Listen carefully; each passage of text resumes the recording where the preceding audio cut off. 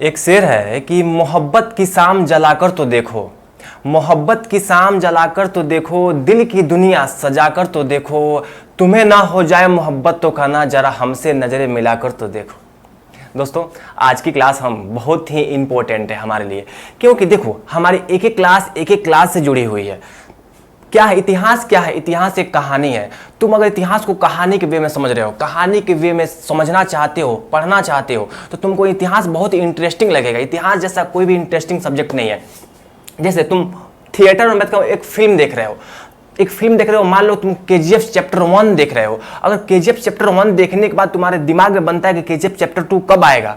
अगर तुम बाहुबली देखते हो तो दिमाग में आता है बाहुबली 2 कब आएगा, क्योंकि तुम कहानी से कनेक्ट कर गए हो। तुम्हारी कहानी से कनेक्ट होने की वजह से तुम्हारे दिमाग में आता है कि अगली पार्ट कब आ रही है। देखो इतिहास वैसा ही है। इतिहास में एक घटना के बाद इसके, देखो साइंस में क्रिया प्रतिक्रिया के न्यूटन के लॉ तुमने पढ़ा होगा, तो वैसे ही है। एक घटना घटती है, उसके बाद उससे जुड़ा हुआ दूसरी घटना घटती है, उससे बाद उसकी जुड़ी हुआ तीसरी घटना घटती है। इतिहास क्या है? एक वे है, एक कहानी किस टाइप में समझना है इसको, एक समझना है, तो रटना नहीं है इतिहास को समझना है। ठीक है, तुमको लगता है कि सर फैक्चुअल डाटा बहुत होता है, हम कैसे रटें, बहुत सारे डेट्स होते हैं, बहुत सारे राजा का नाम होता है। अरे तुम बताओ, तुमने KGF देखा तो तुम रॉकी भाई कैसे याद हो गया? तुम रॉकी भाई का नाम तुम्हारे दिमाग में कैसे बैठ गया?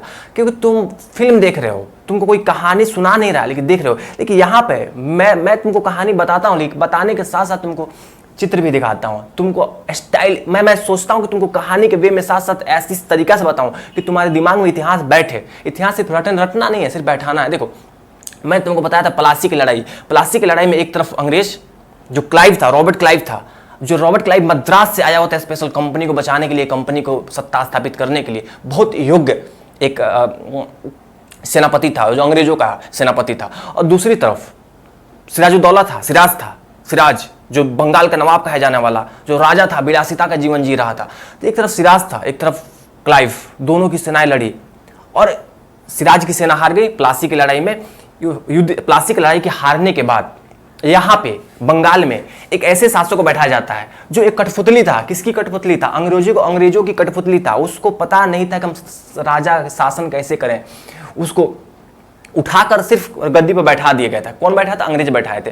अंग्रेजों का कहना था कि इसके बाद से जो सिराजुद्दौला जब गद्दी छोड़कर भागा, उसके बाद से मीर जाफर को बैठाया गया। मीर जाफर कौन था? उसका सेनापति था, उसको बैठाया गया। लेकिन वो योग्य नहीं था, उतना समझदार नहीं था। लेकिन ध्यान रखना, बाद में 1900 मैं तुमको बता दूं 1760 में उसको भी लात मार के भगा दिया गया था, क्योंकि अंग्रेजों को डर था। अंग्रेजों को लग रहा था कि नहीं, ये जो मीर जाफर है वो क्या है? तो मीर जाफर है जो डचों के साथ मिलकर हमारे खिलाफ षड्यंत्र कर रहा है। इसी कारण से अंग्रेजों ने देखो 1757 में इसको तो बैठाया, 1757 में बैठाया, 1760 में इसको हटा दिया गद्दी पर से। उनका कहना तक देखो, तुम राज नहीं कर पाओगे, तुम्हारी बस की बात नहीं है, तुम हमारे खिलाफ जा रहे हो। अब बंगाल का भविष्य अंग्रेज तय कर रहे हैं। बंगाल के नवाब के गद्दी पर कौन बैठेगा? अंग्रेज तय कर रहा है। एक ही कारण था, प्लासी की लड़ाई में सिराजुद्दौला की हार। अगर सिराजुद्दौला नहीं हारा होता तो अंग्रेजों का प्रभुत्व बंगाल में नहीं बढ़ा होता, हम 200 साल तक गुलामी की जंजीर में नहीं जकड़े होते। एक ही घटना था, एक की गलती थी। कौन था? मीर जाफर। आज देखो, मीर जाफर 1757 में जिसको नवाब बनाया गया, 1757 जिसको नवाब बनाया गया, उसको 1707 में लात मार के अंग्रेजों ने हटा दिया गद्दी पे कि तुम हटो, कि मैंने तुमको बैठाया। वही घटना थी देखो। और 1760 में मीर कासिम को बनाया जाता है। मीर कासिम को गद्दी बैठाया जाता है। देखो मीर कासिम बहुत ही समझदार व्यक्ति था, बहुत ही होशियार था। क्योंकि मीर कासिम भी कौन था? तो मीर कासिम भी कौन था? जाफर का दामाद था। मीर जाफर का दामाद था। इसको बहुत होशियार था। इसको पता था कि हमारे ससुर जी को जिस प्रकार अंग्रेजों ने लात मारकर भगा दिया, उसी प्रकार हो सकता है हमको भी अंग्रेज आज गद्दी पर बैठा रहे हैं 1760 में। आज तुम हमको गद्दी पर बैठा रहे हो सकता है कि तुमको लगे कि नहीं, तुम मतलब मुझसे तुमको भी खतरा है, तो कल तुम हमको भी हटा दोगे। तो मीर जाफर का माइंड सेट एकदम क्लियर था, बहुत समझदार था, बहुत योग्य था। मीर जाफर बहुत योग्य नवाब हुआ। अंग्रेजों से बोल दिया, स्पष्ट बोल दिया, देखो मैं तुमने हमको गद्दी पर बैठाया, इसके वजह से, इसके बदले मैं तुमको धन संपदा जो मांगो मैं दूंगा, लेकिन इसके बाद से तुम्हारे बीच कोई संपर्क नहीं होना चाहिए। अंग्रेज इस बात को समझ नहीं पाए। मीर जाफर के माइंड में पहले से चल रहा था कि हम अब अंग्रेजों की राजनीतिक चालों को अच्छी तरह समझ चुका था। और सत्ता में आने के बाद उसने अंग्रेजों के प्रभाव को कम करने का प्रयास किया। कहा कि नहीं, अंग्रेज बात को समझ नहीं रहे थे कि मीर जाफर क्या, मीर कासिम क्या बोल रहा है। मीर कासिम स्पष्ट कर चुका था कि नहीं, अब तुम्हारे बस की बात, अब तुम लोगों के चाल चरित्र हम सब कुछ जान चुके हैं, षड्यंत्रकारी अंग्रेज। लेकिन मीर जाफर को हटा के मीर कासिम को अंग्रेजों ने ही बनाया था गद्दी पे। लेकिन अंग्रेज भी थोड़ा सा वहां पे धोखा खा गए। मीर कासिम की चाल को, मीर कासिम की बुद्धिमानी को समझ नहीं पाया। उसको लगा कि ये भी तो कठपुतली हमारे हिसाब से लेगा। लेकिन मीर कासिम जैसे गद्दी पर बैठता है, स्पष्ट बोल दिया कि तुम लोग मुझे, देखो यही है मीर कासिम, ध्यान रखना, ये है कौन से, महाराजा, राजा, नवाब मीर कासिम, बंगाल का नवाब मीर कासिम। बहुत ही काबिल था मीर कासिम, बहुत ही काबिल था। देखो मीर कासिम है, तो ध्यान रखना, मीर कासिम इतना समझदार था, जैसे उसको गद्दी मिला तो समझ चुका था नहीं, अब जिस तरीका से बंगाल का प्रशासन है, जिस तरीका से राज है बंगाल का, वैसे अगर काम करेंगे ना तो वैसे नहीं हो पाएगा। इसको लगा कि नहीं, अब हमारी सेनाओं को सुदृढ़ करना होगा, क्योंकि उसको पता था कि सिराजुद्दौला था, उसके सेनापति मीर जाफर ने गद्दारी की थी। आज मैंने मीर जाफर को गद्दारी करके मैंने गद्दी प्राप्त किया है, अपने ससुर को हटवाकर मैंने गद्दी ली है, तो कल हो सकता है कि अंग्रेज किसी और को बैठा कर मुझे भी लात मार दे। उसने अपने प्रशासन को, अपने जो राजधानी थी, वो चाहता था राजधानी अब बंगाल में न रह के, अब मुर्शिदाबाद में बंगाली जो हमारी राजधानी न रहे, अब कहीं दूर चला जाए। कहाँ? बिहार के मुंगेर में।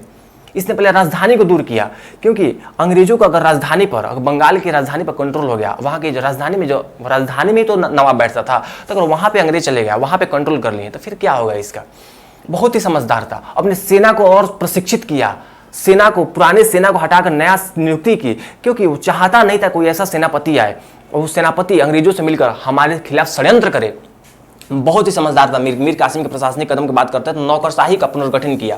कहा कि नहीं, तुम लोग जाओ, प्रशासन को अधिक सुव्यवस्थित बनाने का प्रयास किया, सेना की क्षमता और अनुशासन बढ़ाया और अंग्रेजों के हस्तक्षेप से मुक्त होकर स्वतंत्र प्रशासन की स्थापना करने की बात करता है। कहा कि नहीं, अब तुम्हारे वजह से हम और खतरा में नहीं पड़ना चाहते हैं, और तुम्हारी नीति हमको पहले से पता है कि तुम अंग्रेज एक बाप की औलाद नहीं हो। तुम कल हमारे ससुर को हटवाए, परसों तुमने सिराजुद्दौला को हटवाया, हो सकता है कि कल हम मीर कासिम क्या हूं, तुम मुझे भी हटवा दोगे। तो इसी कारण से उसने क्या किया, अपने राजधानी बदलने का प्रयास किया। कहा कि राजधानी अब नहीं, जो मीर कासिम है तो कहता है कि नहीं, अब राजधानी वहां नहीं रहेगा। राजधानी कहाँ जाएगा, तो मुर्शिदाबाद से हटाकर मुंगेर कर दिया। मुंगेर कहाँ है? बिहार। आज भी बिहार में एक जिला है मुंगेर, वहां इसने हस्तांतरित कर दी, क्योंकि बंगाल से मुंगेर बहुत दूर था, तो अंग्रेजों का प्रभाव बंगाल में था, बिहार में नहीं फैला हुआ था। उस टाइम बंगाल में 3 भाग थे, समझना। अगर बंगाल की हम बात करते हैं, अगर इसको हम बंगाल मान लेते हैं, अगर इसको हम बंगाल कहते हैं, बंगाल, तो बंगाल में यहाँ पे बंगाल भी था, यहाँ पे उड़ीसा भी था, यहाँ पे बिहार भी था, तीनों मिलकर हम क्या कहते थे, बंगाल कहते थे। तो राजधानी तो बंगाल था, तो बंगाल से उठाकर कहाँ कर दिया, बिहार कर दिया। बिहार में कहाँ, तो मुंगेर। कहाँ? मुंगेर। इसका कहना था कि मुंगेर रहेगा तो वहाँ पे अंग्रेजों का प्रभाव उतना नहीं बढ़ पाएगा। बहुत होशियार था। अंग्रेजों का कैसे आएगा मुंगेर, कैसे आएगा, कैसे अंग्रेजों मुंगेर में आके हमसे लड़ेगा। अब प्रशासन, राजा, वहाँ पे सेना भेजना थोड़ा मुश्किल था, तो समझता था मीर कासिम। तो मीर कासिम की यही जो इच्छा थी, और मुंगेर में उसने मुंगेर को सैन्य प्रशासन के केंद्र के रूप में विकसित किया। और अंग्रेज जो थे, मीर कासिम को जितना समझदार समझते थे, उससे कई गुना ज़्यादा होशियार था। और इससे इतना ही नहीं किया, समझता था जो मुक्त व्यापार की नीति मैंने तुमको बताया था, अंग्रेजों का क्या था, अंग्रेज का था जिस भूभाग में, जैसे बंगाल, बिहार, उड़ीसा, अगर अंग्रेजों का था कि यहाँ पे अगर मैं व्यापार कर रहा हूँ तो तुमको व्यापार नहीं होने दूंगा। अगर भारतीय कोई व्यापारी आ रहा है यहाँ व्यापार करने, तो उससे मैं टैक्स लूंगा। अंग्रेजों के ऐसी माइंड सेट डेवलप हो गई थी, क्योंकि जो फर्रुख सियर का 1717 में फर्रुख सियर ने जो फरमान जारी किया था, उससे बदले उससे तो और ज़्यादा अधिकार मिल गया था उसको बंगाल में व्यापार करने का। और साथ साथ सिराज ने भी बंगाल, बिहार, उड़ीसा में व्यापार करने का, मुक्त व्यापार करने का विशेषाधिकार दे दिया था। अब सिराज, जो मीर कासिम था, मीर कासिम को इतना रत्ती भर पसंद नहीं था कि अब बंगाल, बिहार, उड़ीसा में इसका मुक्त व्यापार हो, मुक्त व्यापार के खिलाफ था। लेकिन बहुत बार प्रयास किया इसने, मीर कासिम ने बहुत प्रयास किया कि नहीं, मुक्त व्यापार को हम रोक लेते हैं, लेकिन रुका नहीं। इसने जानते हो क्या किया, स्पष्ट बोला कि ठीक है, अगर तुमको हम मुक्त व्यापार का अधिकार दे दिए हैं, तो हर भारतीय को मुक्त व्यापार का अधिकार देते हैं, हर भारतीय को किसी प्रकार का कोई टैक्सेशन नहीं लेंगे, आएगा फ्री ऑफ कॉस्ट। जैसे तुम लोग अपना माल लाकर यूरोप से यहाँ बेच रहे हो, यहाँ से माल खरीद रहे हो, तुम इतना रत्ती भर भी हमको कर नहीं दे रहे हो, तुमको हमने फ्री कर दिया, फ्री हैंड दे दिया। वैसे ही अब किसी व्यापारी से हम चुंगी नहीं वसूलेंगे और ना तुमको वसूलने देंगे। मीर कासिम की नीति थी। अब जैसे जैसे मीर कासिम का प्रभाव बढ़ने लगा, अंग्रेजों की आंख खुली। अंग्रेज समझ गए थे कि अब देखो, अब मीर कासिम हमारे लायक नहीं है, मीर कासिम को हटाना बहुत ही जरूरी हो गया है। अंग्रेजों के साथ व्यापारिक विवाद बढ़ गया, क्योंकि अंग्रेज चाहते थे कि देखो, अगर किसी भूभाग में अंग्रेज अकेले व्यापार कर रहे हैं तो ज़्यादा व्यापार करेंगे, अपने हिसाब से व्यापार करेंगे, अपने मुनाफा के अकॉर्डिंग व्यापार करेंगे। अगर तुमको मार्केट में जाओगे और देखोगे एक ही दुकान है, तो तुमको सामान जब खरीदना है वो सस्ता दे या महंगा दे, उसी से लोगे। लेकिन तुमको जब दिख रहा है कि नहीं, एक की नहीं 10 दुकानें हैं, तुम भाव मोल, तो वहाँ पे भाव मोल कर सकते हो, तुमको जहाँ उचित लगे खरीदोगे। लेकिन यहाँ पे क्या था, बंगाल में अंग्रेज व्यापार कर रहे थे, विशेषाधिकार था इनको, किसी प्रकार का टैक्सेशन नहीं था, इनकी वस्तु और कम दाम में बिकती थी। और भारत के कोई अन्य क्षेत्र के जो अगर कोई व्यापारी जाकर वहाँ व्यापार करता था, उस पर वहाँ पे टैक्स चुंगी लग जाता था। उसका वस्तु की कीमत अगर 10 रुपये का कोई सामान है, 20 रुपये में उसका दाम, टैक्स देखो, टैक्स लगने पर दाम, अगर इस पेन की कीमत 100 रुपये है, इस पर टैक्स लग जाएगा GST, तो हो जाएगा इसका 150 200, टैक्सेशन के बाद हो जाता है कीमत। तो वही स्थिति वहाँ थी।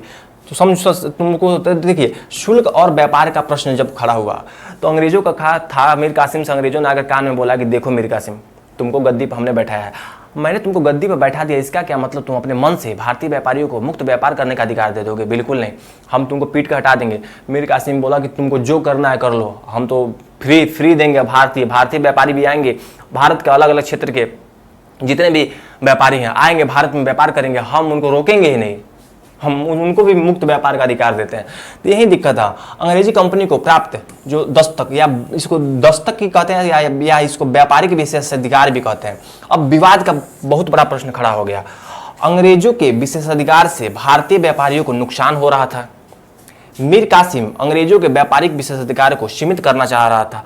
और 1762 की बात है, देखो 1762 की बात से एक अंग्रेज अधिकारी है जिसका नाम था वेंसिस्टार्ट, से एक समझौता होता है। वेंसिस्टार्ट से समझौता होता है कि देखो, तुम हमको सलीना 9% चुंगी देना, लेकिन जो हम भारतीय जो लोग हैं उनको भी हम अधिकार देंगे, हम उनको व्यापारियों को विशेष अधिकार देंगे, और लेकिन तुमको भी चुंगी देना है। अब तुमको फ्री में हम व्यापार नहीं करेंगे, तुमको भी 9% चुंगी हमको देना है, बंगाल के खजाने को देना है। लेकिन वेंसिस्टार्ट था, 1762 की बात है, वेंसिस्टार्ट मान लेता है ठीक है नवाब साहब, आपकी बात को हम सम्मान करते हैं। लेकिन वेंसिस्टार्ट समझ नहीं पाया, कंपनी की और ही माइंड सेट था।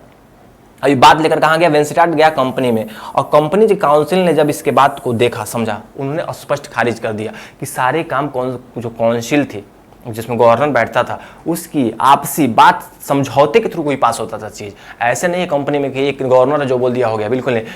कुछ लोग थे, काउंसिल मेंबर थे, उनके समर्थन, उसके बाद से वो बात जाती थी कहाँ, ब्रिटेन, जो बोर्ड ऑफ डायरेक्टर था, जो कोर्ट ऑफ डायरेक्टर था, बोर्ड ऑफ कंट्रोल था, सारी जगह बात क्लियर होने के बाद पास होती थी। तो स्पष्ट इसने बोल दिया कि नहीं, हम किसी प्रकार का अधिकार नहीं देने वाले हैं।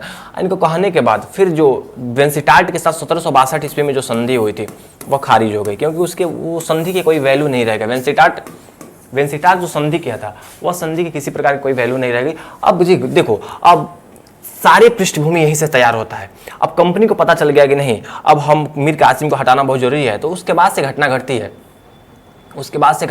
है, मीर कासिम को हटाया जाता है। मीर कासिम को हटाया जाता है कब? मीर कासिम को हटाया जाता है 1763 में। देखो, मीर कासिम को 1763 में यहाँ से हटा दिया जाता है। मीर कासिम को पीट कर भगाया जाता है 1763 में। मीर कासिम को पीट कर अंग्रेजों ने भगा दिया, 1763 की बात है। जो मैं बताया, मीर कासिम का महत्वपूर्ण निर्णय क्या था? मीर कासिम ने अंग्रेजों के व्यापारिक विशेषाधिकार को समाप्त करने के लिए भारतीय व्यापारियों को भी शुल्क मुक्त व्यापार की अनुमति दे दी थी। इससे अंग्रेजों को अपने व्यापारिक लाभ कम होने का डर था, और अंग्रेज और मीर कासिम के बीच तनाव बढ़ा। और देखो, एग्जाम पॉइंट ऑफ व्यू से मीर कासिम की नीति का उद्देश्य व्यापार में समानता स्थापित करना था, मतलब समानता स्थापित हो। और 1763 की बात है कि मीर कासिम को ढूंढ कर, जहाँ मुंगेर में बैठा था, मीर कासिम को अंग्रेजों ने ढूंढा और वहाँ से इसको लात मार कर भगाया, क्योंकि अंग्रेज बहुत पावरफुल हो गए थे। अब अंग्रेजों को समझ में आ गया था कि नहीं, अब तो समस्या धीरे धीरे मीर कासिम बढ़ा रहा है, कि मीर कासिम बहुत योग्य था। अब इसको देखते हुए मीर कासिम जो भागा वहाँ से, जो पिट कर भागा, अंग्रेजों ने उसको 1763 ईस्वी में जब अंग्रेजों ने मीर कासिम को पीट कर भगाया, तो इसके पास कोई विकल्प था नहीं। तो कहाँ गया? भागते हुए कहाँ गया? मुंगेर से भागा।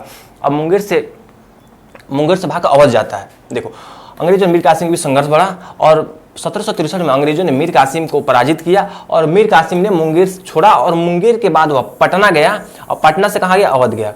पहले जो बिहार का था, मुंगेर, बिहार में मुंगेर जिला है, तो मुंगेर से भागकर पटना गया और पटना सीधे भागा अवध। अवध कहाँ है, जो आज लखनऊ का क्षेत्र है, जो बनारस का क्षेत्र है, जो यूपी के जो क्षेत्र है, कुछ पूर्वांचल के जो क्षेत्र है, इनको मिलाकर हम अवध प्रांत कहते थे। यूपी के हैं कुछ, पूरा यूपी नहीं, पूरा उत्तर प्रदेश नहीं, यूपी के कुछ भाग अवध।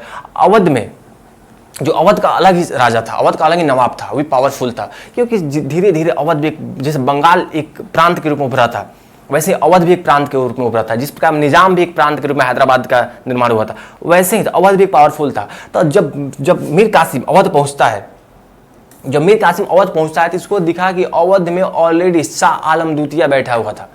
अवध में कौन बैठा हुआ था, शाह आलम द्वितीय। ध्यान रखना, अब तुमको कन्फ्यूजन होगा कि सर ये जो अवध है और शाह आलम द्वितीय है, तो द्वितीय कौन है। देखो बात यह है कि कुछ समय के लिए अवध में अपने राज्य को, साम्राज्य को देखने के लिए जो मुगल साम्राज्य था वो दिल्ली से, कौन, जो मुगल राजा था दिल्ली से कहाँ आया हुआ था, दिल्ली से आया हुआ था मुगल राजा, कहाँ, अवध आया हुआ था। दिल्ली से कहाँ चल के आया हुआ था, दिल्ली से चलकर कहाँ पहुंचा हुआ था, अवध। और उसका नाम था मुगल सम्राट शाह आलम द्वितीय। अब शाह आलम द्वितीय बैठता है और जो अवध का नाम, उसका नाम था शुजाऊ दौला। ध्यान, सारी देखो कुछ कुछ डाटा है, फिर फिल्म के किरदार होते हैं, तो एक नया किरदार का आगमन होता है इसमें। शाह आलम द्वितीय का आगमन होता है और शुजाऊ दौला का आगमन होता है। और यहीं पे तीसरा कौन, इन लोगों से मिलने के लिए कौन पहुंचता है, तो मीर कासिम पहुंचता है। अब मीर कासिम पहुंचकर सारी हकीकत राजा के सामने बयां कर दिया। आप कहा छुपाने से कोई मतलब नहीं है, अब बंगाल की स्पष्ट रूप से हमको बताना पड़ेगा। बंगाल में अंग्रेजों का प्रभाव बढ़ रहा है और मुगल साम्राज्य का एम्पायर टूटने वाला है। सारी बात राजा को समझ में आ गई। अब एक तो मुगल सम्राट था और दूसरा अवध का नवाब था। अब तीनों लोगों ने निर्णय किया कि अब हम अंग्रेजों को छोड़ेंगे नहीं, क्योंकि आज तुम्हारी बारी है, कल हमारी बारी होगी। इस विदेशियों को, इस यूरोपियों को अगर हमने आज छोड़ दिया तो कल धीरे धीरे करके आज पूरा भारत के एम्पायर को कंट्रोल कर लेंगे। मुगल एम्पायर, मुगल साम्राज्य विनाश की ओर बढ़ने लगेगा और अंततः मुगल एम्पायर का विनाश होना तय हो जाएगा। सारी चीज़ों को देखते हुए यहाँ का जो मुगल सम्राट था शाह आलम द्वितीय ने कहा कि नहीं, अब ऐसा नहीं होगा। तीनों लोगों ने सोचकर अब अंग्रेजों के खिलाफ, देखो अंग्रेजों के खिलाफ अब झगड़ा करने का, अंग्रेजों को पीटने का निर्णय लेते हैं और तीनों लोग मिलकर एक गुट बनाते हैं। एक गुट में कौन था, मीर कासिम था, शुजाऊ दौला था। मीर कासिम कौन था, बंगाल का नवाब, क्योंकि बंगाल से इसको पीट कर हटा दिया गया था बंगाल से।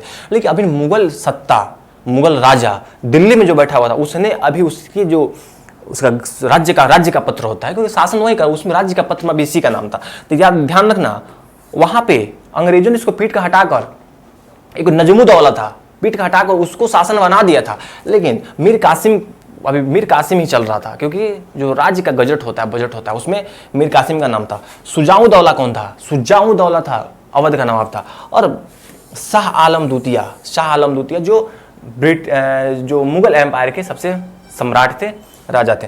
तीनों लोगों ने अंग्रेजों के खिलाफ निर्णय लिया कि नहीं, अब तो युद्ध करना पड़ेगा। आज जो युद्ध होता है, एक तरफ शुजाऊ दौला, मीर कासिम और शाह आलम द्वितीय, दूसरी तरफ अंग्रेजी सेना, दोनों के बीच जो लड़ाई होता है, इसी लड़ाई को कहते हैं बक्सर का युद्ध। क्या कहते हैं, बक्सर का युद्ध, 1764। तिरसठ की घटना है, 1764।